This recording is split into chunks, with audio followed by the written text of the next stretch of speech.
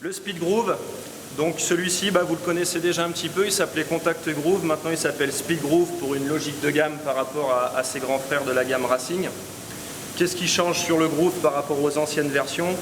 On n'a plus le champ en bimatière qui était couplé avant avec une plaque à l'avant pour rendre la spatule un petit peu plus souple. Pour gagner un petit peu de poids, on a tout simplement mis un champ droit toute longueur en ABS et auquel on vient coupler la nouvelle plaque Autodrive Fluid Expert. Donc on gagne en poids, mais on gagne aussi en nervosité. Pour l'historique de ce ski, il faut savoir qu'à la base, on est parti d'un moule d'Omeglass, donc notre ski de slalom, en un petit peu plus souple et surtout en beaucoup plus ludique.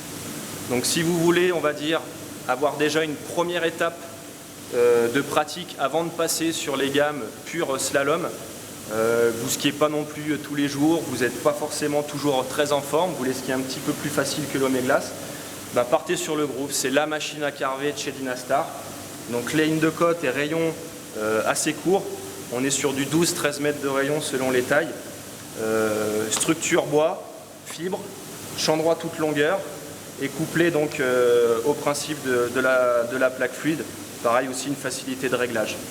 On est donc tout comme sur l'Omeglass sur un talon droit, surmécanisé, donc pas mal chargé en fibre, ce qui va nous donner beaucoup de rebond en sortie de courbe.